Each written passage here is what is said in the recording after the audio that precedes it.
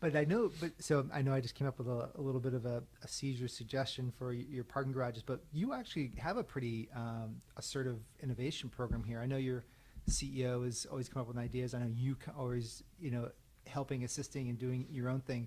How does that work within structural, and what's an example of something that's popped out of your innovation group that you think is part of your DNA and culture that is really cool? Yeah, our owner has this thing he calls an invention convention. Invention convention. Invention convention. And so it generally pops up when there's a very interesting job that comes up that we could solve one of many, many ways.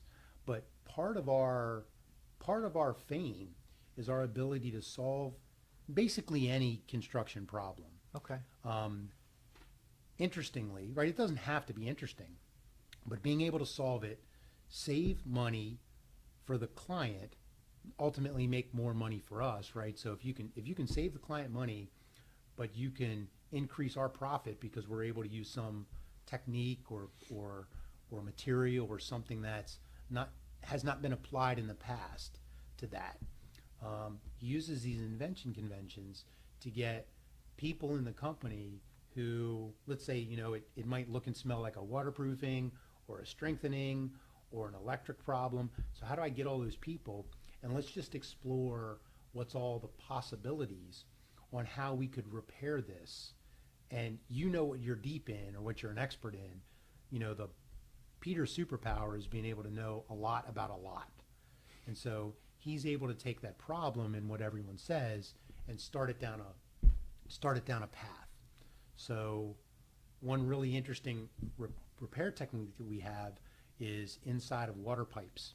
So if you think about the traditional mechanism for repairing a water pipe, Baltimore City is a perfect example, right?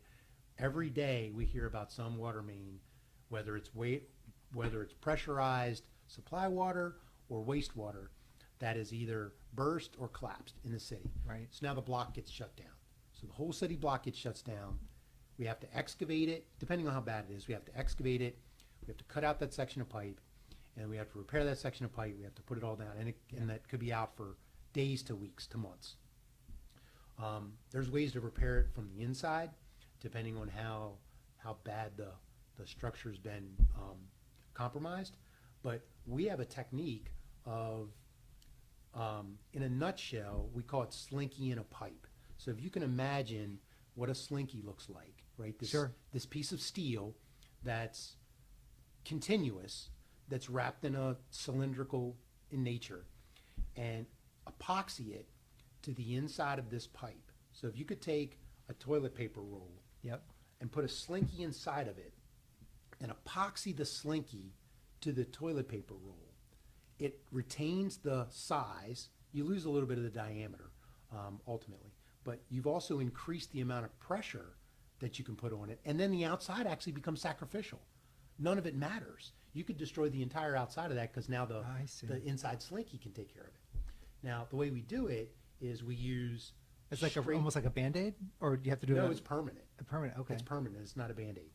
So think about you spread epoxy on the inside of this thing, whether it's by person or semi-autonomous or autonomous.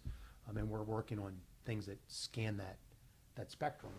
And then you have this piece of steel that looks like either the thickness of a piece of graphite in a pencil, Okay. or up as big as the size of a pencil. And we have this autonomous robot that's in there, and it Sure. embeds it Okay. in the epoxy. Anywhere from millimeters to inches Sure. apart, depending on what you need. And it embeds it in this epoxy. And then you come back and you put a coat on the outside of it so that the material is completely embedded in this piece of epoxy. So that came out of these invention convention kind of thought-provoking. Sure. Because prior to that, you would use, there's lots of different ways to do it. And again, I'm not an expert in that field, but I know how we do it.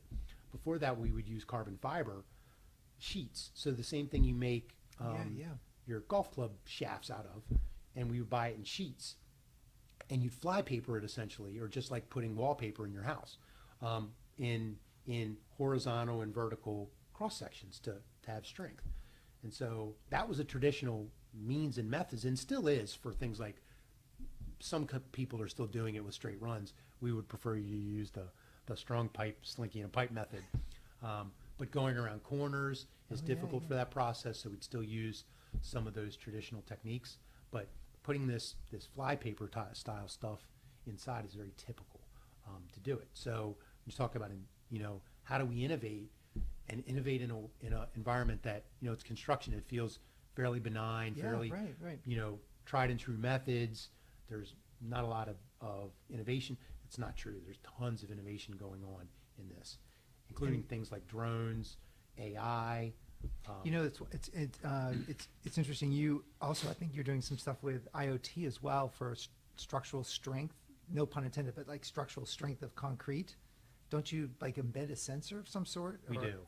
Or you're thinking about doing that? We do. No, we actually do embed sensors. So we embed sensors in the steel of concrete. So there's a rebar mesh or a structure inside of concrete, generally for strength. And so steel corrodes, and when it corrodes, it grows. Sure. And then that's what causes those. Oh, the flaking. That's and one all. method Okay. of causing the flaking. There's lots of other methods, but that causes the flaking. So if you could simply know or predict when or if that rebar is either started to corrode, or you can predict it will corrode, there's a lot of value in that for the owner of the structure. And not the least of which would be the insurance companies are probably, want to know that as well, right? When's my asset going to fall apart? Oh yeah, and these assets have, these don't have like 1 week, 1 month, 1 year lifespans, right? They have 50, 75, 100-year lifespans.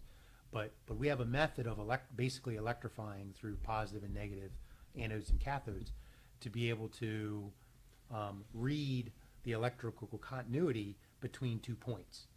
And so if you create a grid system with all of these, we can start to identify areas where continuity has changed, right? Okay. Up, down, or whatever. But if it's changed, something's going on there, right? And the electrical engineers here will tell you that they know what it means, the up, the down. I don't. I'm using from a layman's IT perspective. I understand it in theory. So here's how it works.